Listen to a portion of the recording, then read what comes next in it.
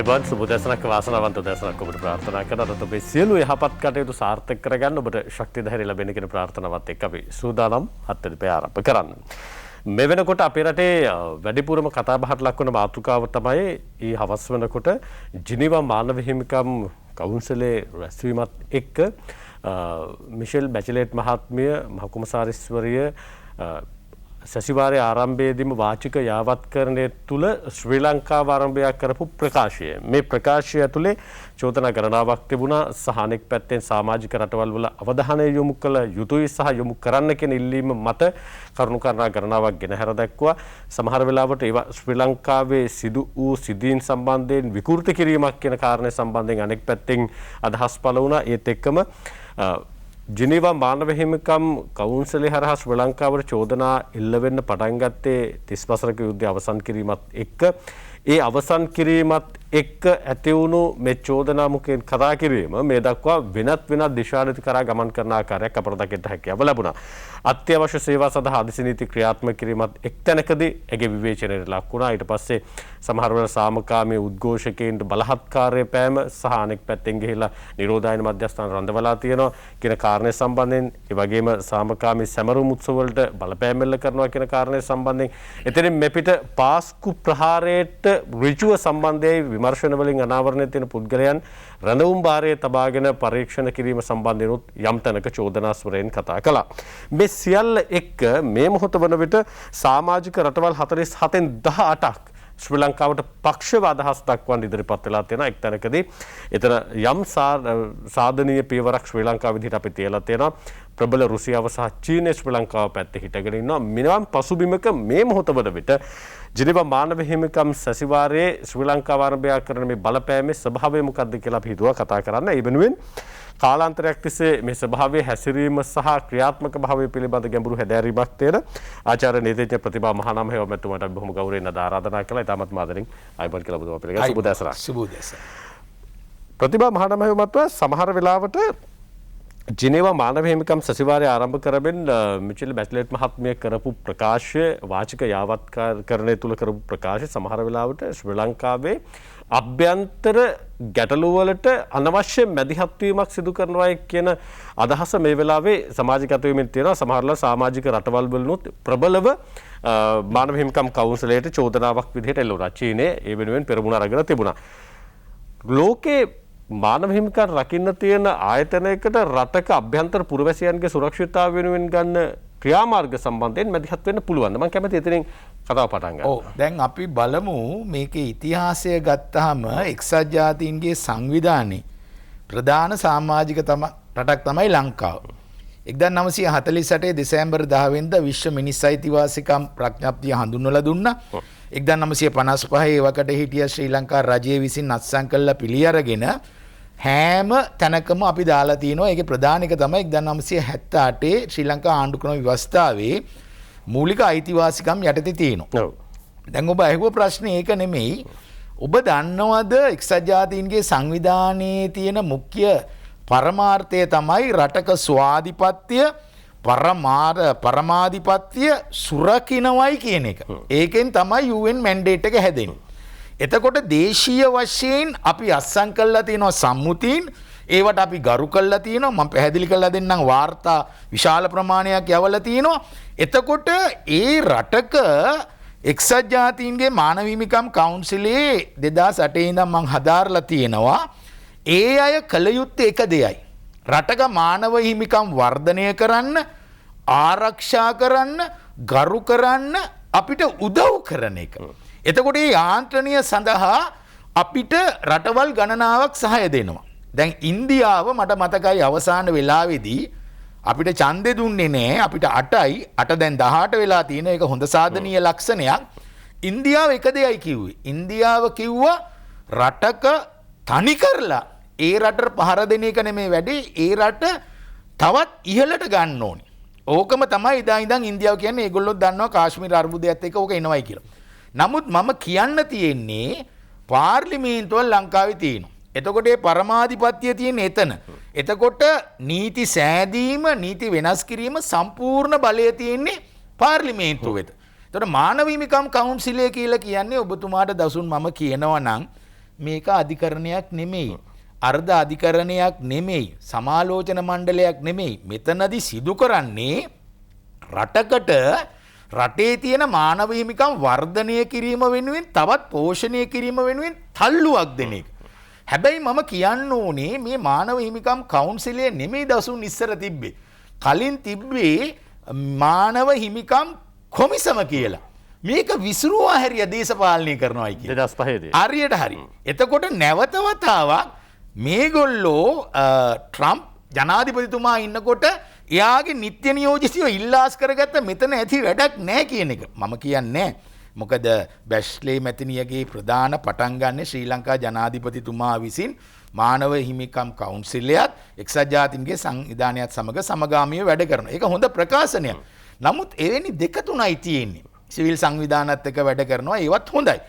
නමුත් ප්‍රශ්නේ තියෙන්නේ කොතෙක් දුරට මේ වාර්තාවේ දේශීය යාන්ත්‍රණයට ඒගොල්ලෝ බලපෑමක් කරනවාද කියන. අන්න ඒ නිසා තමයි රටවල් 18ටම කවදා හරි සිදු වෙනවා ඒගොල්ලන්ටත් මේ අතම තමයි උස්සන්නේ කියන දෙයින් තමයි ඔය රටවල් කතා කරන්නේ. ඔය දැන් මෙතන තියෙන කාරණාව තමයි දැන් අපිට ජිනීවා මානව හිමිකම් කවුන්සිලේ මැදිහත් වීම තියෙන 30 වසරක යුද්ධය අවසන් කිරීමත් එක්ක 2009 ඉඳන්.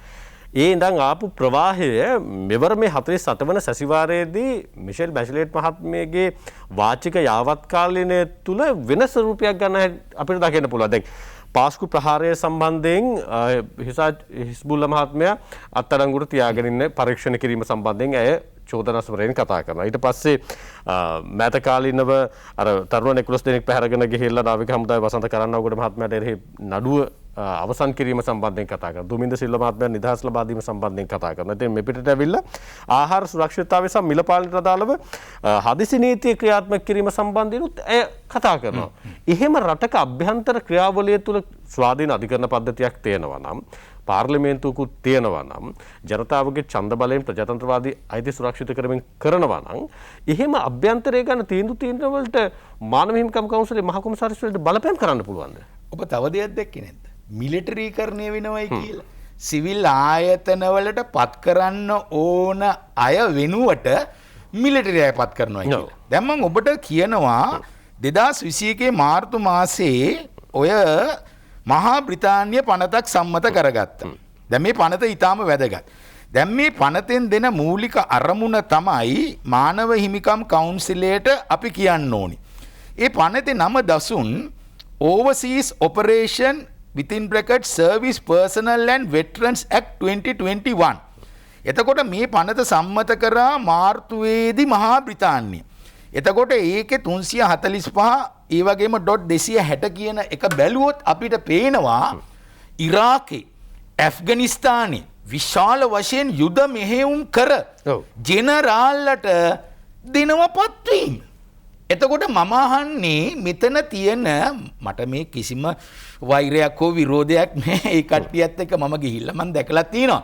ඒගොල්ලෝ කරන්නේ මේක අසාධාරණ විදිහට යොමු කරනවානේ. මට වෙලා දෙන්න. හරි. එතකොට මේ පනත අනුව මහා බ්‍රිතාන්‍යයේ නීතියක්ම පනවලා තියෙනවා ඒ රාජ්‍ය ආයතන වලට මේ පත් කරන්න කියලා. මිෂෙල් බැච්ලේ මැතිනිය කිව්වනම් මේක ලංකාවත් වැරදි වෙන සාපේක්ෂ නෑ මොනවක්. එතකොට මම එකිනෙක දැන් ඔබට ඔප්පු කරනවා. හරි. ඔය පළවෙනි එක. එතකොට පනතකින්ම බලය දීලා තියෙනවා මේ ජේෂ්ඨ මිලිටරි හමුදා නිලධාරීන්ම පත් කරන්නමය කියලා. නමුත් ලංකාවේ එහෙම එකක් නැහැ. ඒවා කාර්යක්ෂම කරව ගන්න පත් කරනවා ඇති. 2. දැන් එතුමිය කියනවා ත්‍රස්තවාදයේ වැළැක්වීමේ පනත සංශෝධනය කරන්න, වෙනස් කරන්න, ඒවා අයින් කරන්න කියලා. දැන් සති 2කට ඉස්සෙල්ලා ස්විට්සර්ලන්තයේ පැනෙව්වා එක්තරා පනතක්. Aunty terrorism bill. මේ පනතේ මූලික අරමුණ මොකක්ද? අපේ පනත හොඳයි. කිසිම සෝදිසි වරෙන්තුවක් ඕනේ නෑ ගිහිල්ලා ඒවා සර්ච් කරන්න. අනේ ලංකාවේ නම් මේ කිව්වොත් නීතිඥයෝ කෑ ගහයි කෝ සෝදිසි වරෙන්තු කියලා. ඉන්න. 2. ඊළඟට කිසිම චෝදනාවක් ඕනේ නෑ අත්අඩංගුවට ගන්න. උන්න ලංකාවේ ප්‍රෙස් කොන්ෆරන්ස් තියලා කෙලින්ම කියයි චෝදනා නැතුව අත්අඩංගුවට ගත්තයි කියලා. 3 වෙනි එක තමයි මේ ස්විට්සර්ලන්තේ ඔබ කතා කරන ප්‍රජාතන්ත්‍රවාදී ජිනීවා නුවර මම මේ කතා කරන්නේ. හරිද? මේක සම්මත වෙලා ඉවරයි. ඒකට ජනමත විචාරණයකුත් තිබ්බා. ජනමත විචාරණයට ජනතාවත් ඡන්දය දුන්නා. ඊළඟ එක තමයි නඩු විභාග වුණේ නැහැ. නැතුව ඒගොල්ලන්ට යාන්ත්‍රණය ක්‍රියාත්මක කරන්න පුළුවන්. දසුන් දැන් ඕක කොතෙක් දුරට අපේ ත්‍රස්තවාදී වැළැක්වීමේ පනතත් එක ගත්තොත් පල්ලෙහාටම කිල්ලලා. නමුත් මෙතන ඉන්න අයට ඒවා පේන්නේ නැහැ. දැන් ඔබ දන්නවාද ඔය තලේබාන් සංවිධානය කියන්නේ ත්‍රස්තවාදී සංවිධානය. එතකොට මද්රූසා පාසල් මම එහෙම කියන්නේ නැහැ මම සාක්ෂි එක්ක කියන්නේ. ඔය මද්රූසා පාසල් වල දැඩි ආගම්වාදයේ මූලධර්මවාදයට එක්ක බ්‍රේන් වොෂ් එකක් දෙනවා ආයුධ අතර අරගෙන ඉස්ලාම් රාජ්‍යයකට යමු කියලා. ගාල්ලට යන්න ක්‍රම කීපයක් තියෙනවනේ. එක එක පැති වලින් යන්න පුළුවන්. ISIS වේවා, තලේබාන් වේවා, ඒ වගේම ISKS වේවා මේ සියලු සංවිධානවල එක පරමාර්ථයක් තියෙනවා. ඒගොල්ලෝ කරන්නේ තනිකරම මානව හිමිකම් උල්ලංඝනය කරන එක. එතකොට මම 2018 අපි ආචාර්ය නාලක ගුඩේව මැතිතුමාලා ගිහිල්ලා ඉතිහාසගත ප්‍රෙස් එකකුත් තිබ්බා මේ ත්‍රස්තවාදී සංවිධාන වලට දෙන සල්ලි ඒව බ්ලොක් කරන්නේ නැහැ. තව වෙලාදී. ඊළඟට ඔබ කතා කරන ඔය මේ ලංකාවේ ත්‍රස්තවාදී කට්ටියනේ ඔය සැකසහිතය අරගෙන විමර්ශනය කරන්නේ. ඔබ අහලාද නැද්ද ගුන්තන මෝබේ කියලා වදකාගාරයක් තියෙනවා. දැන් මේ ගුන්තන මෝබේ වදකාගාරය වහනවයි කියලා තමයි ඔබාමා බලයට ආවේ හිටපු ජනාධිපති. මේ හුවේ නෑ. අදටත් මං ඡායාරූප පෙන්නන්නම් මේකේ දෙන වද මේකේ දෙන වද ඔව් දැන් එතන හරි ඉන්න සැක කරුවන්ට මේකේ දෙන වද ඔව් මට මොහොතකට අවසර දෙන්න පේන්නේ නැද්ද කියලා මම අහන්නේ. මට මොහොතකට අවසර දෙන්න අපි ඉක්මනට වෙලා බලමු. සමහර වෙලාවට ප්‍රබල රාජ්‍යයන් සිද්ධ කරන මානව හිමිකම් උල්ලංඝනය කිරීම නොපෙනෙන ජිනීවා මානව හිමිකම් කවුන්සිලයට සමහර වෙලාවට කුඩා රටක සිද්ධ වෙන අනපේක්ෂිත ක්‍රියාවක් මානව හිමිකමක් උල්ලංඝනය කිරීමක් කියලා ප්‍රබල විදිහට හුවා දක්වනවා. මෙන්න මෙතන අපි නැවතුනේ. ඔව් දැන් මම කියන්නේ ඒක නෙමෙයි. දැන් මේ ලංකාවද මේ ලෝකේ තනිකරම මේ වද හිංසාවට තනිකරම ඉලක්ක කරගෙන තියන්නේ නැහැ. දැන් මෙතන ප්‍රධාන දේශපාලනයක් තියෙනවා ජාත්‍යන්තර මම ඒක පෙන්නන්න. මම කියන්නේ ඒක නෙමෙයි. දැන් ඔබ දන්නවද ස්විට්සර්ලන්ත නුවර තුල පමණක් සිවිල් පුරවැසියෝ 5 දෙනෙකුට එක ඉන්ටෙලිජන්ස් කෙනෙක් ඉන්නවා කියලා. හැබැයි ඉන්නේ සිවිල්. මේ හමුදාව ඇඳගෙන නෙමෙයි. ඒගොල්ලෝ බලනවා මම ඔය ස්විට්සර්ලන්තේ සංචාරයේ ගියම 2018 දී මට පේනවා හිඟන්නෙක් වගේ ඉන්නවා. සර් මේ කවුද කියලා දන්නවද? මේ හිඟන්නෝ නෙමෙයි. ඒගොල්ලෝ හරි අවධානයෙන් ඉන්නේ. UN කොම්ප්ලෙක්ස් එක බේර ගන්න බෑ නැත්නම් ගොඩක් ඉන්න මේ සංවිධාන මම කියන්නේ ඒක නෙමෙයි. එතකොට 9/11 9/1 ගැහුව ගමන් අල් කයිඩා මොකද වුනේ? ඇමරිකා එක්සත් ජනපදයේ පනතක් සම්මත කරා පේට්‍රියොටික් ඇක්ට් දේශප්‍රේමී පනත. මේ දේශප්‍රේමී පනතේ තියෙන වගන්ති තවත් වැඩි කළා. ඒක තමයි අනිත් පැත්තෙන් ත්‍රස්තවාදී වැළැක්වීම පනත කියන්නේ. ඒගොල්ලොන්ට අත්අඩංගුවට ගන්න සර්ච් කරන්න බලය තියෙනවා. දැන් මේක අසාධාරණයි. දැන් මුස්ලිම් උණගමම්ම ඒ රටේ සමහර වෙලාවට ડોක්ටර්ස්ලා පවා ඇරෙස්ට් කරලා තියෙනවා. ඉතින් මේවත් කතා වෙනවා නම් හොඳයි. නැතුව ලංකාව මහ පරිමාණයෙන් ගන්නවනේ. දැන් හදිසි අවස්ථාව ගැන ප්‍රශ්නයක් තියෙනවා. දැන් ලෝකෙම මම දැන් දැක්ක රටවල් 108ක හදිසි තත්ත්වය ප්‍රකාශ කරලා තියෙනවා. මේ මොනවාක්වත් ඉඳන් මේ COVID-19 වසංගතේ ව්‍යාප්තිය වළක්වන්නයි රටේ ජනතාවගේ මහජන සෞඛ්‍ය බේරා ගන්න.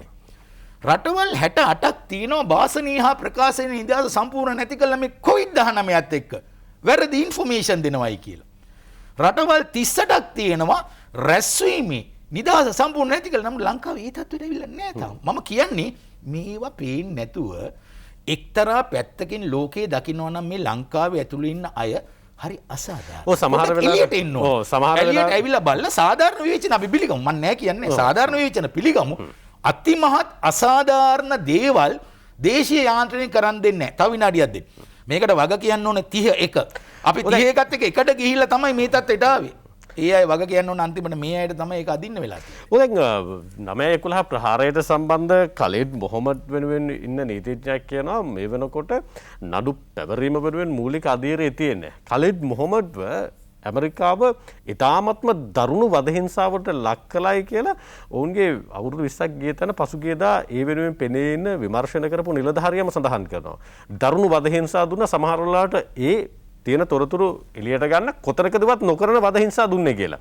එහෙම පසුබිමක් ඇතුලේ පාස්කු ප්‍රහාරය සම්බන්ධයෙන් කරන විමර්ශන වලටත් මිෂෙල් බැස්ලට් මහත්මිය මැදිහත් වෙනවා. ඒක සාධාරණද? මම මෙතනට එන්නම්කෝ. මම තව වාර්තාවක් කියනවා. දැන් අපි දන්නවා ප්‍රංශේ 236ක් ඝාතනය කරා. හරි? ප්‍රංශෙත් මේ වගේ තැනින් තැන බෝම්බ තියලා 236 දෙනෙක් ඝාතනය කර වෙලාවේදී අවුරුදු 6කට පස්සේ තමයි විමර්ශනය කළා ප්‍රංශයෙන් අඩු පවරන්නේ. ඔව්. දැන් වාර්තාව මාගාව තියෙනවා. එතකොට ඔබට මතක ඇතිනේ අර ට්‍රක් වලින් ඇවිල්ලා ඒත් අල් කයිඩා තලේබාන් ISIS සංවිධානය සම්බන්ධයි. ඒතර ප්‍රංශ කියන රට අවුරුදු 6ක් ගත්ත නඩු පවරන්න මොකද දැඩි විමර්ශනයකින්. දැන් ලංකාවේ අපි හිතමුකෝ පවරලා තියෙනවා. ඒක විශේෂ ත්‍රිපුද්ගල මහාධිකරණය දාලා. මම කියන්නේ යන්නේ ලෝක ස්වභාවයේ එකක් දෙකක් තමයි ඔබ ඔය කියන්නේ. ඒ නිසා අපි කල යුතුව තියෙන යම තමයි ඇත්ත වශයෙන්ම මේ අවස්ථාවේ ජාතික ආරක්ෂාව වර්ධනය කරගන්න එක. මොකද හේතුව ඉන්දියාවෙන් අනතුරු ඇඟවීම් ලංකාවට දීලා තියෙනවා. නැවත මේවා හිස ඔසවන්න පුළුවන් හැකියාවක් තියෙනවයි කියලා. සහ විශේෂයෙන්ම නවසීලන්තෙත් මේ වෙනකොට ඇති වෙලා තියෙන තත්ත්වය තමයි කවදාකවත් නැතුව අර එක්කෙනෙක් පීයෙන් ඇනලා ඝාතනය කර කීප දෙනෙක් ඝාතනය කර අවස්ථාවේ අන්න දැන් ඒ අය කියනවා නිව්සීලන්ත ප්‍රයිම් මිනිස්ටර් ජෙසින් ආඩන් කියනවා අපිට තිබ්බේ නෑ නීතිමය ප්‍රතිපාදන මේක වළක්වන්න දැන් අපිට අවශ්‍යයි. මගේ එයාගේ වචනේ strong counter terrorism legislation bill. එතකොට ඒ කියන්නේ අපිටත් වඩා දරුණු ත්‍රස්තවාද වෙලක්ීමේ දැන් මේක දැන් දසුන් ඔයාට තේරෙන්නේ ඔයාට මුකුත් වෙනකම්. අපි ලස්සනට මේවා ගැන කතා කරනවා. නමුත් ඔයාට මොනවා හරි වුණාම තමයි ලහිලහියේ නීති හදන්න වෙන්නේ. ඒ නිසා ලෝකෙම ගිලගෙන තියෙන ත්‍රස්තවාදය ලංකාවට විතරක් බේරෙන්න බෑ. අඩුපාඩු තියෙන්න පුළුවන්. නමුත් ප්‍රශ්නේ තියෙන්නේ මේ පනත නිසා තමයි අපිට සෑහෙන විදියකට ත්‍රස්තවාදය නැති කරන්න පුළුවන් උනේ කියලා ඇමරිකාවේ ඉන්න යුද විශේෂඥයෝ කියලා තියෙනවා. දැනට මේ ක්‍රියාත්මක වන නෛතික රාමුවට සමහර වෙලාවට වක්‍රානුකූලව ජිනීවා මානව හිමිකම් සැසිවාරයේදී 48 වන සැසිවාරයේදී මහ කොමසාරිස්වරයාගේ එළවෙන බලපෑම නීතිය යුක්තිය පසලින්දීමේ වෙනුවෙන් වන කාර්යභාරයට කොහොම බලපානවද ප්‍රතිභා මහනමේ මැතිතුමා? ඔව් අන්න ඒකයි මෙතන තියෙන ප්‍රශ්නය. මම ඕක තමයි මුලින් කියන්න ගියේ. ඒගොල්ලෝ හැම වෙලාවෙම කියන්නේ අර 31 සමයෝජනාවට අපි එකතු වුණ හින්දා හයිබ්‍රිඩ් උසාවි දාන්න කියලා. හයිබ්‍රිඩ් කියලා කියන්නේ දෙමුහුන් උසාවියක්. ඒකට ලංකාවේ ඉන්නවා විනිශ්චයකාරවරයෝ පොදු රාජ්‍ය මණ්ඩලීය රටවලින් විනිශ්චයකාරවරයෝ ගෙන්නලා එහෙම කරන්න කියන්නේ. හැබැයි ඒකට කිසිම ප්‍රතිපාදනයක් දේශීය වශයෙන් නැහැනේ.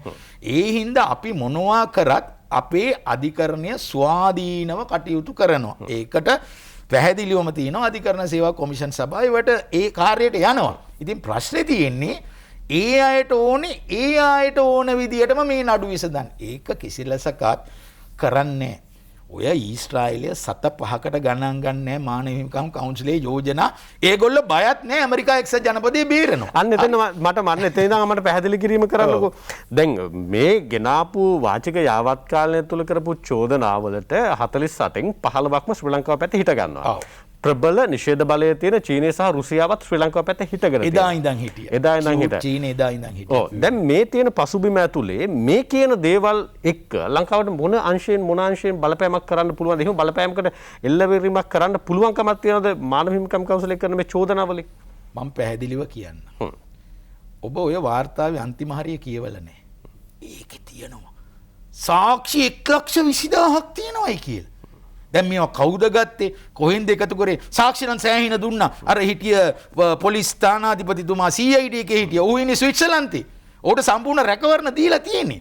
ඔහු ඉන්නවා. තව කැප්ටන් කෙනෙක් ඉන්නවා. මම නම් හැටියට දන්නවා. ඒගොල්ලොන්ගෙන් ගන්න සාක්ෂි තමයි තියෙන්නේ. නමුත් ඒගොල්ලොත් නැවත ලංකාවට ජීවිතේට එන්නේ නැති විදියට තමයි ඒගොල්ලන්වත් එතන තියාගෙන ඉන්නේ. ඒ වගේම තමයි සමහර වාර්තාවල දින අවුරුදු 20ක් ගියා සාක්ෂි එලි කරන්න නැහැ කියලා. ඉතින් මොකක්ද මේකේ තත්ත්වය? දැන් ඔබ අහන ප්‍රශ්නේ තමයි ඇත්තටම මේ රටවල් ගත්තාම රටවල් වල බැකින් එකක් තියෙනවා. ඒ කියන්නේ මෙතන චීනේ රුසියාවේ කොයි පැත්තේද හිටගන්නේ ඇමරිකාව ඊට එරෙහිව යන්නේ. බටහිර ඒක එරෙහිව යන්නේ. නමුත් අපිට දිනා ගන්න පුළුවන් යාන්ත්‍රණයක් හදන්න පුළුවන්. දැන් ඔය ඉදිරිපත් කරලා තියෙන චෝදනා ඇත්තටම තාම මුඛ්‍ය විදිහටනේ තියෙන්නේ. වාචික යෝජනා. ලිඛිතව ඉදිරිපත් අන්න රයිට්. හැබැයි මීට ඉස්සෙල්ලා 46 එක තියෙනවනේ. ඒ 46 එකෙනුත් ඔබ දන්නවාද ඉතාම දරුණුයි. මම හිතන්නේ හිටපු විදේශ ඇමති දිනේෂ් ගුණවර්ධන මහත්තයාට ගරු කරන්න ඕනේ. එක හෙලාම හුව ඒක ප්‍රතික්ෂේප කළා දැන්. අන්න ඒකේ තියෙනවා අපිට එරෙහිව අපි දෙන්න මෙහෙම කතා කරත් මේ සාක්ෂි හොයනවා. සාක්ෂි හොයලා මානව හිමිකම් කවුන්සිලයට කළ හැකි දෙයක් නැත. මානව හිමිකම් කවුන්සිලය බලන්නේ මේකේ ඩොසිය එකක් හදන්න. වාර්තාව. හැබැයි ඩොසිය එකක් හැදුවේ නැහැ ඉරාකෙට කර වද. ලෝඩ් නෙස්බි සාමිවරයා පැහැදිලිව කියනවා මහා බ්‍රිතාන්‍ය කොච්චර විදියට යුද අපරාධ කරාද කියලා. ඉතින් මම කියන්නේ ඒක නෙමෙයි.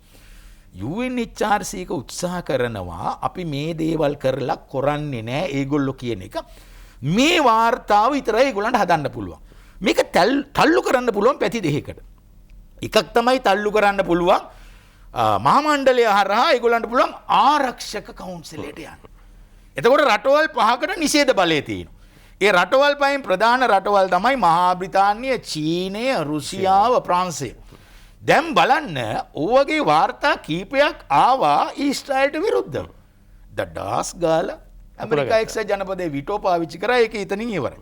හැබැයි ඕවගේ මාව ලිබියාවට චීනය රුසියාවක්වත් මුකුත් කරේ නැහැ. ඕවගේ ජාත්‍යන්තර දේශපාලනයක් ඔතන තියෙන්නේ. දැන් එනවා ඉදිරියේ මියන්මාරේ, ඇෆ්ගනිස්තානේ. අන්න එතකොට ආරක්ෂක කවුන්සිලයටත් කර හැකි දෙයක් නෑ. ඒගොල්ලන්ට පුළුවන් ආර්ථික සම්බාධක පනවන්න. අපේ ඉන්න රණවිරුවන්ගේ වීසා තහනම් කරන්න. ඒගොල්ලන්ගේ විදේශ වත්කම් සම්පූර්ණයෙන්ම සීස් කරන්න. ඒවා අරගන්න පුළුවන්. ඒ වගේ දේවල් ඇර මුකුත් කරන්න බැහැ. ඉතින් මේ යාන්ත්‍රණය තුල ඔබ දන්නේ නැහැ මේකේ පිටුපස කතාව දසු. දැන් කැනඩාවේ ලේබර් පාර්ටික දිනවන්න කවුද උදව් කරේ කියලා හොඳට හොයලා බලන්න. ඔය පිටිපස්සේ විශාල සල්ලි පම්ප් කරන LTT ඩයස්පෝරා. ඒ වගේම මහා බ්‍රිතාන්‍යයත් ඒ වගේ. එතකොට අර පත් වෙන മന്ത്രിලාට සිදු වෙනවා ඒගොල්ලන්ගේ වොයිස් එක ගෙනියන්න. දැන් මේ වොයිස් එක ගෙනියන්නේ මේක UNHRC ඒ විදිහට යනවා. යස්මින් සුකා මැතිනියගේ වෙනම තියෙන ප්‍රොජෙක්ට් එකක්. පොලිසිය අමුමේ මානවිකම් උල්ලංඝනය කරනවා, පැහැර ගන්නවා. මේක නිකන් අර අමු රාජ්‍යයක් ලෙසද. ඒ එක පැත්තක් යනවා. අනිත් පැත්තෙන් කැනඩාවේ වෙනම බිල් සම්මත කරගෙන තියෙනවා LTT ගේ ඉතිහාසය උගන්වන්න. ත්‍රස්තවාදීන් ඉතිහාසය උගන්වන්න. ඊට පස්සේ තව නොදන් කැරලයිනා ප්‍රාන්තයේ වෙනම පනතක් සම්මත කරගන්නවා මේකේ නිජ භූමිය කියන දෙමළයිගේ. ඊට පස්සේ ද්‍රවිඩයගේ. ඊට පස්සේ අනිත් පැත්තෙන් හඬා වෙලපෙනවා හිටපු ශ්‍රේෂ්ඨාධිකරණ විනිසුරු සහ හිටපු මහ ඇමතිතුමා විග්නේෂන් මැතිතුමා මමත් මේ වාර්තාව පිළිගන්නේ. මමත් බැලුවා ඇයි පිළිගන්නේ නැත්තේ කියලා. අනේ නෑනේ අර ඉඩම් ටික තාම දීලා නැහැ. ඒ කියන්නේ මේ ඒගොල්ලන්ට ඕන විදිහට ඒ වාර්තාව දැන් සමහර වෙලාවට ඕන ඔතනයි ඔය තියෙන ගැටලුව දැන් සමහර වෙලාවට 2009 මෙපිට අපිට තිබුණේ ප්‍රබලව චෝදනාව තිබුණේ LTT ත්‍රස්තවාදයේ පරාජය කිරීම වෙනුවෙන් යාන්ත්‍රණය තුල මානව හිමිකම් උල්ලංඝනය කරයි කියන චෝදනාව. හැබැයි 2015 මෙපිට එක වෙනස් ස්වරූපයක් ගන්නවා. සමහර වෙලාවට මානව හිමිකම් සැසිවාරයේ පැවැත්වෙන්න කිට්ටු වෙනකොට ජිනීවාවල ලංකාව ඇතුලේ වෙන වෙන සිද්ධීන් මතුවෙන අවස්ථාවන් අපි දකිනවා. ඒක ජාත්‍යන්තරවත් සිද්ධ වෙනවා සමහර ස්ථානවල ලංකාව ඇතුලේත් එක්ක උද්ඝෝෂණ පැවැත්වෙනවා, එක්ක ගහ ගන්න පොලිසියත් එක්ක මරා ගන්න හරි පාරට බහිනවා. එහෙම නැත්නම් තව කණ්ඩායමක් Tamanගේ අවශ්‍යතාවය වෙනුවෙන් පැහැරගත්තයි කියලා පැහැරගෙන Taman විසින්ම පැහැරගෙන යන අවස්ථාවක් තියෙනවා. දැන් මේ වගේ ස්වභාවයන් නිර්මාණය කිරීම හරහා ලංකාවට කරන බලපෑම් වල ස්වභාවය වෙනස් වෙලා තියෙනව නේද? ලංකාව ඇතුළෙන්ම යම් කණ්ඩායමක් උපක්‍රමශීලීව ජිනීවා වලට ලංකාව මෙහෙමයි කියලා පෙන්වන්න උත්සාහ කරන ස්වභාවයක් දකින්න තේරෙනව නේද? පැහැදිලිවම.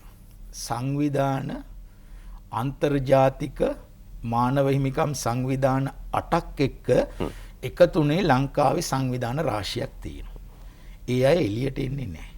ඒ අය කරන්නේ මෙහි මොනවා හෝ වෙනවනම් ඒක sannivedanaya කරන එක. sannivedanaya කරන්නේ මානව හිමිකම් කොමසාරිස් කාර්යාලයට ඒගොල්ලෝ දෙන තොරතුරු 100% පිළිගන්නවා.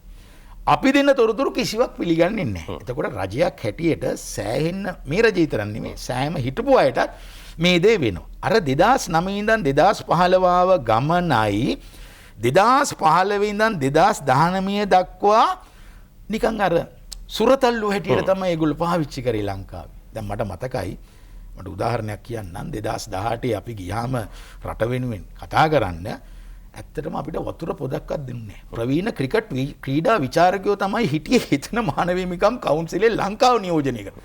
හැබැයි ඒකේ අනිත් පැත්ත LTT ඩයස්පෝරායට කන්න දෙනවා බොන්න දෙනවා මන් දන්නේ නැහැ මොකද මේ සැබෑ තත්ත්වය මම හිටපු ඉඳන් මම මේ කියන්නේ. තව ගොඩාක් අපි දැකපු දේවල් තියෙනවා නිරීක්ෂණේ. ඒ හින්දා එයාට රට ගැන කාදරයක් තිබ්බේ නැහැ. ඒගොල්ලන්ට කොහෙන් හරි ආව දෙයක් ඒගොල්ලෝ එතනදී කරා. දැන් ඒක තත්ත්වය වෙනස් වෙලා තියෙනවා.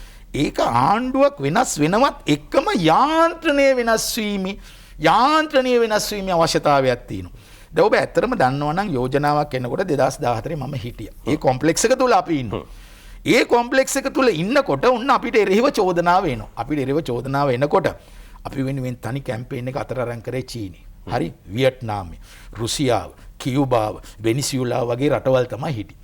අනිත් පැත්තේ කැම්පේන් එකට බටහිරයි ඇමරිකා එක්සත් ජනපදයේ. අවසානයේ ඒගොල්ලෝ මොකද කිව්වේ? We must defeat Mahinda. He is not listening to us.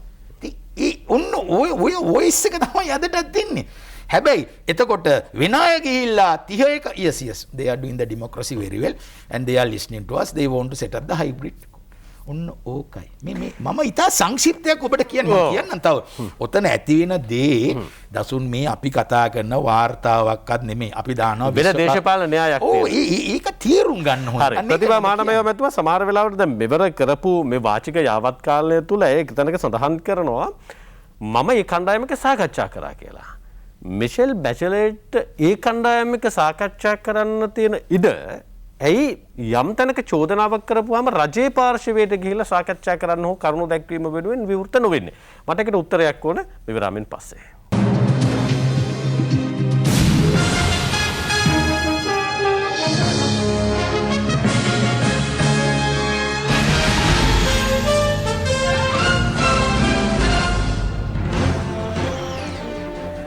අපි අනිත් තීරණය සමගින් ආචාර්ය නේදේච්ච ප්‍රතිභා මහානාම හේමතුමා සමගින් ජිනීවා මානව හිමිකම් සැසිවාරයේ 48 වන හමුව සටහන් කළා.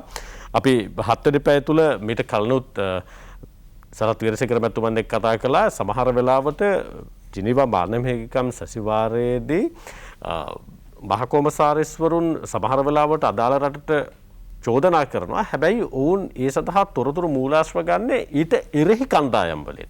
හැබැයි කොතනකදීවත් ඒ එන චෝදනා සනාථ කර ගැනීම වෙනුවෙන් හෝ අදහස් දැක්වීම වෙනුවෙන් කොතනකදීවත් ඔවුන් අදාළ රටට රජයට අවස්ථාවක් ලබා දෙන්න. දැන් මෙවරත් එතුමේ සඳහන් කරනවා අපි මේ තොරතුරු පිළිබඳව සාකච්ඡා කළා කියලා අදාළ පාර්ශවයත් සමග. හැබැයි ලංකාවේ රජයට නැත්නම් රජය නියෝජනය කරන අමාත්‍යවරුන්ට හෝ වේවා ඒ කණ්ඩායම් රාජ්‍ය නිලධාරීන්ට ඒ අදාළ කාරණා සම්බන්ධයෙන් දැනුවත් කිරීමට මහා කොමසාරිස්වරයා ඉඩක් ලබා දෙන්නේ නැහැ. මොකද්ද මෙතන තියෙන ඇජෙන්ඩා එක?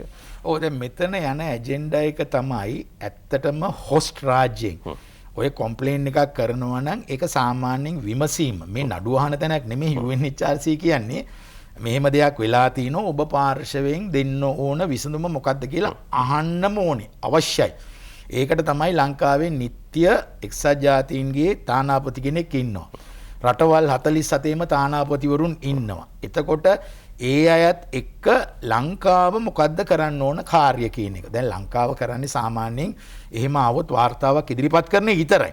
නමුත් ඒ වාර්තාවට වඩා මේක සත්‍ය සෙවීම සඳහා ලංකාවේ තියෙන UN කොම්ප්ලෙක්ස් එකක්. එක්සත් ජාතීන්ගේ සංවිධානයේ තියෙනවා පරිශ්‍රයක් බම්බලපිටියේ බෞද්ධාලෝක මාවතේ. එතකොට එතනටත් පුළුවන් ඇත්ත වශයෙන්ම වෙන සිදුවීම් මොනවද කියලා බලන්න. හැබැයි ඒගොල්ලෝ ලයින් අප් වෙලා තියෙන්නේ අපි කියන එක විශ්වාස කරන්න නෙමෙයි. අර කේලම් හන තැනකටද වැටලා තියෙන්නේ. ඔව් ඒ කියන්නේ ඒගොල්ලෝ හිතනවා මේ රාජ්‍ය නෝන මානව හිමිකම් අන්තර්ජාතික සංවිධාන දෙන වාර්තාව හරි කියන එක. මොකද ඒ தത്വෙට වැටිලා තියෙනවා. හැබැයි ඒක 2015 2016 තිබෙන්නේ. ඔබට තේරෙනව නේද මම මේ කියන යථාර්ථය? යම් කාලෙකදී ඒක අඩු වෙලා රජයේ වාර්තාව පිළිගන්න. නැවත වතාවක් රජයේ වාර්තාව යට ගිහිල්ලා අර වාර්තාව උඩ එනවා. ඒ නිසා අපිට කරන්න පුළුවන් අපිව පිළිගන්නේ නැත්නම් අපිව පිළිගන්න රටවල් තියෙනවා. එහෙම රටක් තමයි පාකිස්තානය. 2014 දී එහෙම කරා. ඒගොල්ලෝ ඉදිරියට ආවා. ඉන්දියාවත් ආවා. ඇවිල්ලා කතා කරා. මං කියන්නේ ඡන්දේ දෙන නොදෙන එක නෙමෙයි. ඔබට තව දෙයක් කියන්න. මම දැක්ක දෙයක් තමයි ජිනීවා මානවිකම් කවුන්සිල් රැස්වීම වලදී ඔය පැනමා කියලා රාජ්‍යයක් තියෙනවා. පැනමා රාජ්‍ය. මේ පැනමා රාජ්‍ය ඒගොල්ලන්ගේ කාලය අලෙවි කරා LTT ඩයස්පෝරා සංවිධානයෙන්. ඒතකොට ඒගොල්ලෝ ඇවිල්ලා තමයි එතන කතා කරන්නේ. දැන් ඔබට පේනව නේද කොච්චර මුදලක් තියෙනවද? රටක් ගන්න පුළුවන්. මේවා වාර්තා මම බුරු කියනවා නම් පැනමා රාජ්‍ය වෙනුවෙන් කවුද කතා කරේ 2013 2014 පැනමා රාජ්‍ය නෙමෙයි. ඒගොල්ලෝ දන්නේ නැහැ ලංකාවේ මොනවද වෙන්නේ කියන එක. ඉතින් මම කියන්නේ ඔය විදියට ප්‍රබල මූල්‍ය ශක්තියක් මෙහෙ වෙනවා. තාක්ෂණික ඥානයක් ඒගොල්ලෝ දානවා. රුද්‍ර කුමාරන්, නැදු මාරන්, ෆාදර් එමැනුවෙල්, රාදන් මේ ඔක්කොම ෆුල් ටයිම් පැය 24 මේ වාර්තා හදන. නමුත් අපි සමහර වෙලාවට මේකෙන් පොඩ්ඩක් බැහැර වෙලා අවසාන අවස්ථාවට යන්නේ. නමුත් ජනාධිපතිතුමා විශේෂ පරීක්ෂණ සභාවක් දාලා තිනවා මොනවද කරන්න ඕනේ කියන එක. ඉතින් ඒ ගැන හොඳ දෙයක් තියෙනවා. ඒ වගේම අතුරු වාර්තාවක් ඉදිරිපත් කළා තියෙනවා. මේ අපේම තියෙන LLRC වාර්තාව තියෙනවා. සංහිතතා කොමිසන් ඉස්සර වාර්තාව අරගෙන අපේ දේශීය යාන්ත්‍රණය යනවනම් මම හිතන්නේ අපිට සෑහෙන දුරකට මේක කඩා ගන්න පුළුවන් අපි වෙනුවෙන් රටවල් කතා කරන තැනට ගන්න දසු. ඒකයි අවශ්‍යයි. ප්‍රතිභා මානවය මත මම එතෙන්ටත් එන්න සමහරලාට ජිනීවා මානව හිමිකම් කවුන්සිලේ ආරම්භ වෙනකොට අපි සාකච්ඡා කරනවා මේ විදිහට. හැම අවුරුද්දකම අපි කරනවා. සමහරලාට මේ කාලේ රටේ ආර්ථිකය වෙනුවෙන් හෝ වෙන සාධකයක් හෝ වෙනුවෙන් යොදවන්න තියෙනක වටිනවා.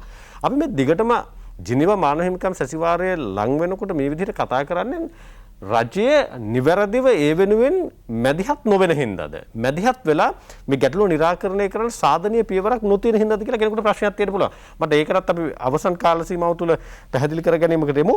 අනෙක් කාරණාව දැන් මේ වාචික යාවත් කාරණය තුළ ඒ සඳහන් කරපු කාරණාවලින් සමහර ඒවා තියෙනවා අපේ රටේ අධිකරණය පිළිබඳව අපැහැදිලි තැන් නිර්මාණය කරලා තියෙන ජාත්‍යන්තරය තුළ සමහර වෙලාවට නඩු නිමිත්තක් වෙනුවෙන් පරීක්ෂණ කරලා ඒ වෙනුවෙන් ගැඹුරු හැදෑරීමක් එක්ක ෆයිල් එකක් බාර දීලා නඩුවක් ආරම්භ කරනවා කියන එක ටිකක් සංකීර්ණ කාර්යයක්.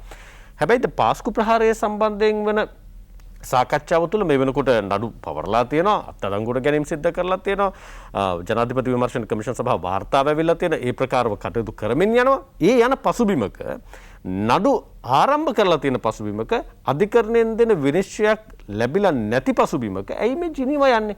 දැන් මෙතනදී මේ උත්සාහ කරන්නේ ලංකාවේ අධිකරණ පද්ධතිය තුළ තියෙන ස්වාධීනත්වයේ ප්‍රශ්න කරන්න ජාත්‍යන්තර හමුවේ නැත්නම් ඉදින් තීන්දුව යලි ප්‍රශ්න කරන්නද මේ ජාත්‍යන්තර හමුවේ මොකද්ද මේ කරන්නේ? නෑ දැන් මෙතන පැහැදිලිවම තියෙන දේ තමයි ඔය කරුණ විතරක් නෙමෙයි. මේ වාර්තාවේ කරුණු 4ක් මම දැක්කා දේශීය අධිකරණ මගින් විසඳුම් ලබා ගන්න පුළුවන් ඒවා. දැන් උදාහරණයක් ලෙස මම හැමදාම කියන කතාවක් තමයි ජනාධිපතිතුමාට සිරකරුවන්ට සමාව දීමේ බලය තියෙනවා. ඒ වගේම ආණ්ඩුක්‍රම ව්‍යවස්ථාවේ තියෙනවා යම් කිසි විදියකට එහෙම වෙලා ජනාධිපතිතුමාටින් මූලික මිනිස් අයිතිවාසිකම් උල්ලංඝනය වෙලා තියෙනවා නම් ඒකට යන්නත් පුළුවන් ශ්‍රේෂ්ඨ අධිකරණ. එහෙම ගිහිල්ලත් තියෙනවා. දැන් එතකොට එහෙම යාන්ත්‍රණයක් තියෙනවා නම් ඒ යාන්ත්‍රණයේ අවසාන උසාවිය වන ශ්‍රේෂ්ඨ අධිකරණයේ සාහනයක් නැත්තම් තමයි මානව හිමිකම් කවුන්සිලයට ඔය පෙත්සම් යවන්නේ. දැන් එතෙන් යනකොට අන්න රයිට්. මම කියන්නේ මේක channel up වෙලා තිබ්බට මේ දේවල් මිෂෙල් බැච්ලේ මැතිණියට ඇයි කවුරුත් කියන්නේ නැත්තේ? අවසාන අධිකරණයේ දැන් ගිය අවස්ථා තියෙනවා වික්ටයිවන් තියෙනවා ලලිත රාජපක්ෂ ගොඩාක් කේසස් ගිහලා තියෙනවා සිහරාසා වගේ කේස්. මම කියන්නේ ඒක නෙමෙයි. ඒ ඔක්කොම ගියේ ශ්‍රේෂ්ඨ අධිකරණයේ දේශීය වශයෙන් තියෙන ඉහළම උසාවියෙනුත් තෘප්තියටපත් වෙන්නේ නැත්තම්. දැන් ප්‍රශ්නේ තියෙන්නේ ඉහළම අධිකරණයට ගිහිල්ලා තියෙනවා ඒවා නඩු විභාග වෙමින් තියෙනවා. එහෙම තියෙනකොට බාහිර බලපෑමකින් අපිට කිසි දෙයක් කරන්න බෑ. එහෙම කරොත් මානව හිමිකම් කවුන්සිලේ මැන්ඩේට් එක සම්පූර්ණයෙන්ම උල්ලංඝනය වෙනවා. අන්න ඒකයි මට කියන්න තියෙන්නේ. ඒ නිසා දේශීය අධිකරණ පිහිටවලා තියෙන්නේ අපේ තියෙන ව්‍යවස්ථාවක් යටතේනේ. ඒ ව්‍යවස්ථාවේ තියෙන වගන්තිවල සම්පූර්ණ බලය තියෙනවා අධිකරණයට ඒක ස්වාධීනව විසඳන්න. ඒකට කවුරුත් බලපෑම් කරන්නේ නැහැ. නමුත් මේවා ජාත්‍යන්තරයට ගෙනියනවයි කියන්නේ අපි නැවත පෙට්‍රල් සහ භූමි තෙල් ලබලා දෙනවා වෙනත් රටවලට. ඒගොල්ලොත් අද්දිනේ නොකර අපිට ප්‍රහාර එල්ල කරනවා. ඒ හින්දා පැහැදිලිව යන්න ඕනේ අවසාන ස්ථානය ලංකාවේ ශ්‍රේෂ්ඨාධිකරණය. ඊට පස්සේ තමයි. නමුත් එහෙම ගිහිල්ලත් වැඩක් වෙන්නේ නැහැ. ලංකාව ද්විවාදී රටක්. මානව හිමිකම් කවුන්සිලයේ දෙන බොහෝම තීරණ නැවත වතාවක් ලංකාවට දෙන්නේ නිර්දේශයක් පමණයි. නියෝග දෙන්න බෑ. නියෝග දෙන්න බෑ. මම මානව හිමිකම් කවුන්සිලේ ඉන්නකොට අපි දැක්කා එස්.පී. දිසානායක මැතිතුමාට වෙච්ච දෙයට එතුමත් ගියා කොයිටද මානව හිමිකම් කවුන්සිලේ එතුමා වෙනුවෙන් තීන්දුවක් දුන්නා. ඒවා තීන්දුව නෙමේ ඒවා ඇවිල්ලා නිර්දේශ හැටියට. ඒ නිසා මේ නඩු අහන යාන්ත්‍රණයක් නෙමෙයි මේක. අපි අස්සම් කළා තියෙනවා. එක්සත් ජාතීන්ගේ සංවිධානයට තනි පුද්ගල පෙත්සම පවා දාන්න පුළුවන්. ඒවා ඔක්කොම ලංකාව පැත්තෙන් කිරිලා තියෙනවා. ඉතින් මම අහන්නේ ලංකාවේ දේශීය අධිකරණ දැන් මේක වෙන රටවලත් එහෙම වෙන්න පුළුවන්. දැන් රටවල් කීයක් තියෙනවද?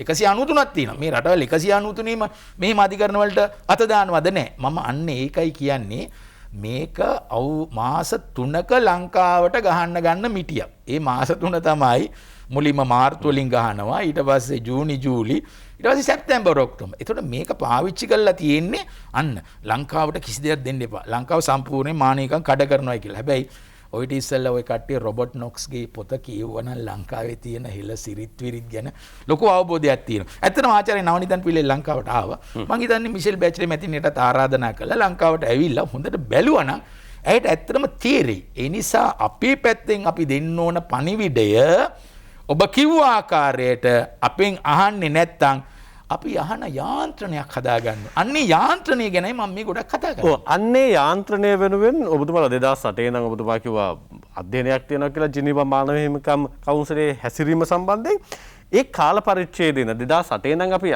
දක්වා ගමුකෝ. ආණ්ඩු දෙකයි රාජපක්ෂ මහත්මයාගේ ආණ්ඩුවයි මෛත්‍රීපාල සිරිසේන රනිල් වික්‍රමසිංහ යහපාලන ආණ්ඩුවයි ක්‍රියාත්මක වුණේ. දැන් ගෝඨාභය රාජපක්ෂ පැතුමාගේ රජය. මේ පාර්ශව දෙක සාධනීය විදිහට ලංකාව වෙනුවෙන් ජිනීවා මානව හිමිකම් කවුන්සිලේ ඇති වෙන මේ ප්‍රශ්නගත තත්ත්වයන් වලට උත්තර දෙන්න සාධනීය විදිහට මැදිහත් වෙලා තියෙනවා. ඒ වෙනුවෙන් දැන් චෝදනා එල්ල කරන්න ඕන කණ්ඩායම අවුරුද්ද පුරාම ඒ වෙනුවෙන් වෙහෙසෙනවා. රජයේ අවුරුද්ද පුරාම හෝ සාධනීය විදිහට හෝ මැදිහත් වෙනවා දැක්කද මේ පාර්ශව දෙක මේ කාල පරිච්ඡේදය තුල? මම දකිනවා එතන යම් දේවල් තවත් වැඩි දියුණු වෙන්න ඕනි කියන එක.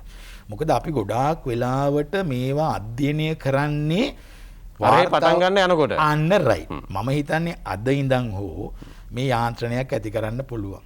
පාර්ලිමේන්තුවේ මානව හිමිකම් පිළිබඳ ඇමති ධූරයක් දරා. පාර්ලිමේන්තුවේ මානව හිමිකම් කාර්ය සාධක බලකායක්. ඒ වගේ ඇති කරලා සියලු දෙනාගේම සිංහල දෙමළ මුස්ලිම් සියලු දෙනාගේම ප්‍රශ්න අරගෙන විසඳන්න පුළුවන් එක යාන්ත්‍රණයක් හදනවා. එතකොට මේ යාන්ත්‍රණය කොහොමද සංහිඳතා දැන් ආයතනයක් තියෙනවා. එතනින් ගියාට පස්සේ අතුරුදහන් වුවන්ගේ කොහොමද? දැන් ඔබ දන්නවද දැන් අතුරුදහන් වුවන්ගේ ලොකු ලිස්ට් එකක් තියෙනවානේ. දැන් මේ ලිස්ට් එක අරන් ගිහිල්ලා අතුරුදහන් වුවන්ගේ එක්සත් ජාතීන්ගේ කාර්යාලයේ බලනකොට සමහර අය ඉන්නවා කැනඩාවේ. ඒ කියන්නේ භාගයට භාගයක් මේ ඊයේ පෙරේදත් කට්ටියක් පැනලා ගියා මම ඔයාලට කියන්නම්. හරි ඒගොල්ලෝ පැනලා ගිහිල්ලා මොකද කරන්නේ? ඒගොල්ලෝ පෙන්නනවා අතුරුදහන් වුවන් වගේ. මේක පාවිච්චි කරන්නේ ඒගොල්ලෝ ස්ථිර පදිංචිය කැනඩාවේ ගන්න.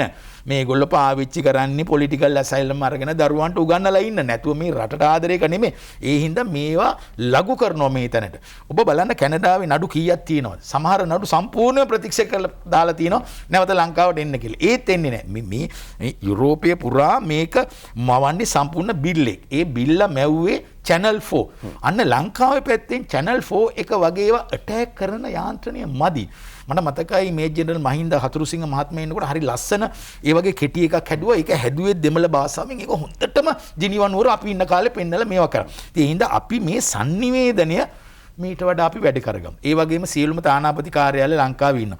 ඒගොල්ලන්ත් එක්ක අත්වැල් බැඳගෙන යන්න පුළුවන්. ඒගොල්ලන්ට පුළුවන් මානව හිමිකම් වර්ධනය කරන්න අපිට උදව් කරන්න. ඒ උදව් කරන හොඳ ආයතන ඇත පොදු රාජ්‍ය මණ්ඩලීය මානව හිමිකම් ආයතන මාල්බරෝ හවුස් ලන්ඩන් වල තියෙනවා. ඉතින් ඒ වගේ එකට යන යාන්ත්‍රණයක් හදා ගන්න ඕනේ. මානව හිමිකම් කොමිසම මීට වඩා විශාල කාර්යභාරයක් කරන්න පුළුවන්. ඒගොල්ලන්ට ජාතික පරීක්ෂණයකට යන්න පුළුවන්.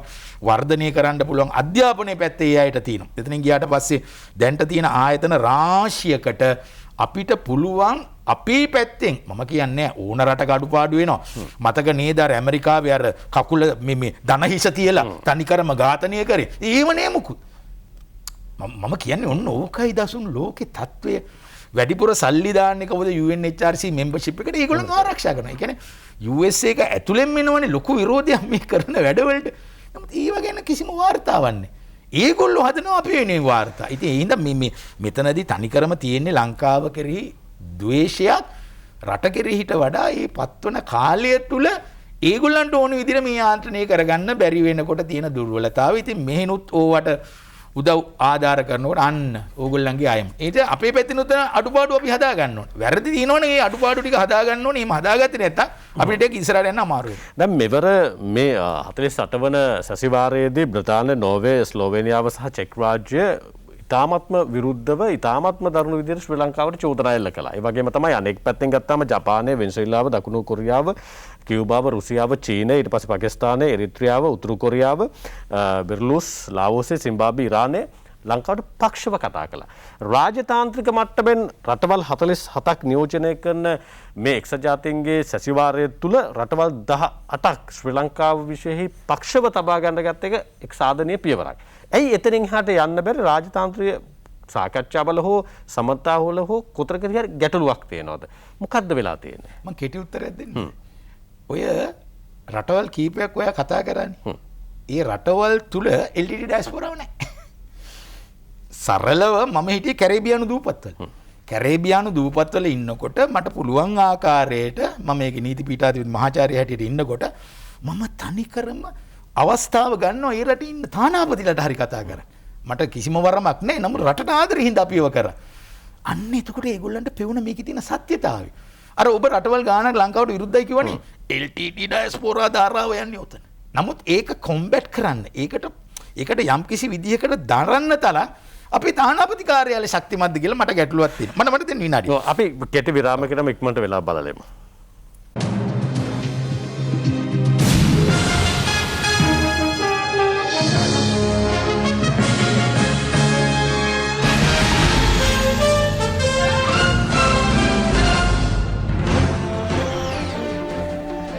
අපි අනිත් හතර පැය සමගින් ආචාර්ය නීතිඥ ප්‍රතිභා මහානාම හේමමැතිතුමන් එක්ක ප්‍රතිභා මහත්මයා දැන් ඔබතුමා සඳහන් කරන ලංකාවට යම් පාර්ශ්වයක් කෙරෙහි වෙනවා නම් ඒ රටේ LTT ඩයස්පෝරාව තියෙනවා. නැත්තම් LTT ඩයස්පෝරාවක් නැහැ. ඒක විතරද සාධකේ? නෑ ඒක විතරක් නෙමෙයි. දැන් කැරේබියානු රටවල්, ලතින් ඇමරිකානු රටවල් ලංකාව දන්නේ නැහැ.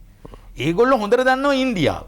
දැන් ඉන්දියාවේ විශාල ජනගහනයක් ඉන්නවා ලතින් ඇමරිකාවෙත්. එතනින් ගියාට පස්සේ බටහිර ඉන්දියා කොද උදූපත්වල. එතකොට ගොඩක් වෙලාවට ඒ රටවල් අධ්‍යයනය කරන්නේ මේ ඉන්දියාව යන පැත්ත. ඔන්න අපිට වෙලා තියෙන අවශ්‍ය. ඒගොල්ලෝ බලනවා ඉන්දියාව ලංකාව ගැන හොඳට දන්නවා ඇති.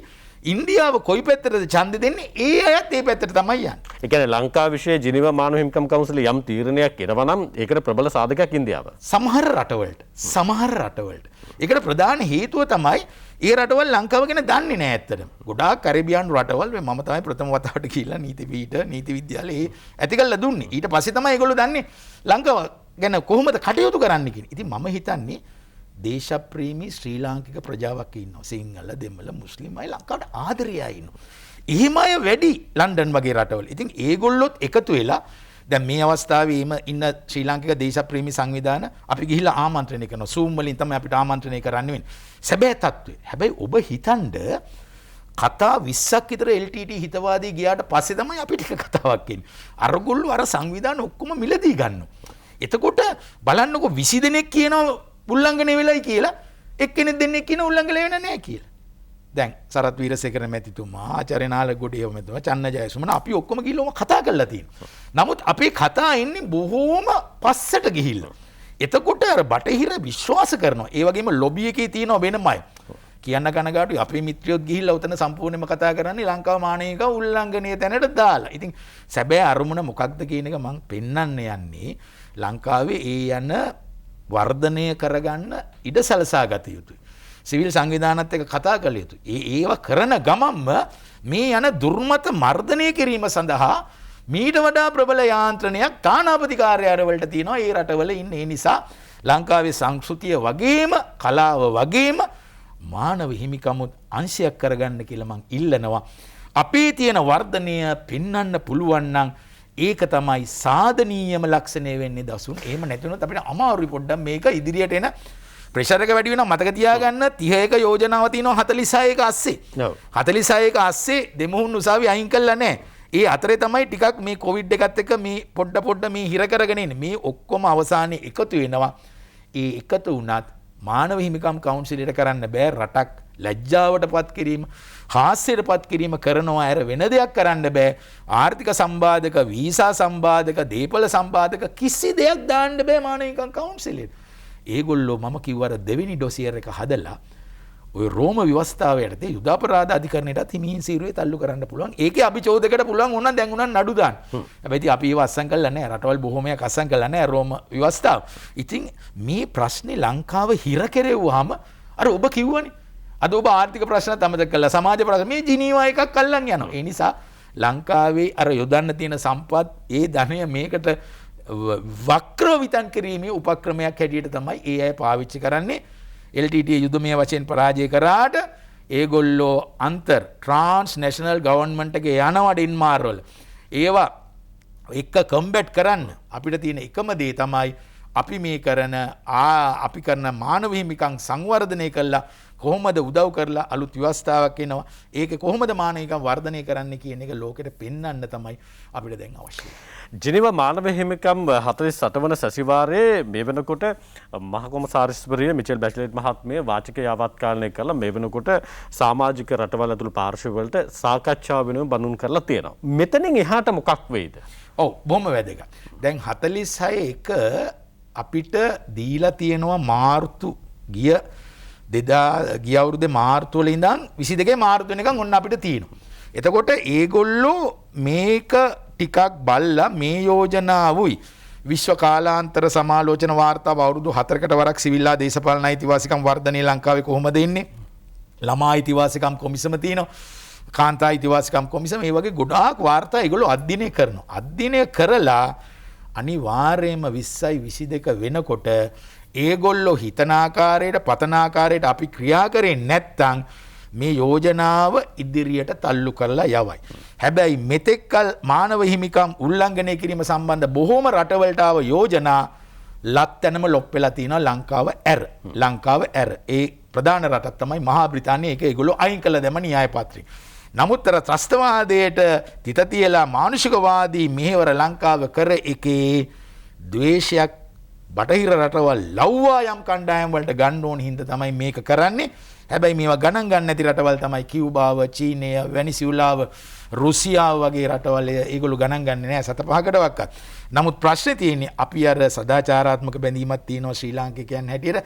ඒ සදාචාරාත්මක බැඳීම නැත්තම් බොන්ඩ් එක ඉදිරියට ගෙනියන්න තමයි රජයක් පව උත්සාහ කරන්නේ.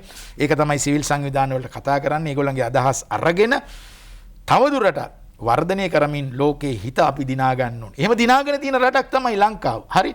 ඒක තනිකරම නැති කරන්න ගන්න උත්සාහයක්. ඒ නිසා මීට වඩා බොහෝම කාර්යශූරය වෙන්න ඕනේ. මම කියන ආකාරයට මානවිකම් කාර්ය සාධකයක් තුල සියලු දේශපාලන පක්ෂ වලින් සැදුම්ලත් එකක් හදලා කොහොමද මේ යාන්ත්‍රණය ඉෂ්ට කරන්න කියන එකත් හැබැයි මේකට කවදාකවත් ඉඩ දෙන්නේ නැහැ. TNA සහ විග්නේශ්වරන්ගේ පක්ෂය මොනවා හොඳ කරත් ඒගොල්ලෝ කියන්නේ මෙතන ඒගොල්ලන්ගේ දේශපාලන බලය සහ ඡන්ද සඳහා ඒගොල්ලන්ගෙන් කවදාකවත් ලැබෙන්නේ උදව්වක්. ප්‍රතිභා මානමේවත මේ වෙනකොට කරලා තියෙන වාචික යවත්කාලෙන් එපිට ගිහිල්ලා 48 වන සැසිවාරයේදී ලිඛිත වාර්තාවක් ඉදිරිපත් වීමෙන් නියමිතව තියෙනවද ශ්‍රී ලංකාව පිළිබඳව මානව හිමිකම් සැසිවාරයේදී? ඔව් මේ වෙලාවේ විවාදය යන්නේ. දැන් මේ විවාදයෙන් පස්සේ අපි වගේ පුද්ගලයොත් ඒ කියන සංවිධානත් එක්ක අපිට තනිකරම කතා කරන්න දෙන්නේ නැහැ. යම් ස්විච්චා සංවිධානත් එක්ක ස්විට්සර්ලන්තයේ සහ වෙනත් රටවල තියෙන කතා කරනවා.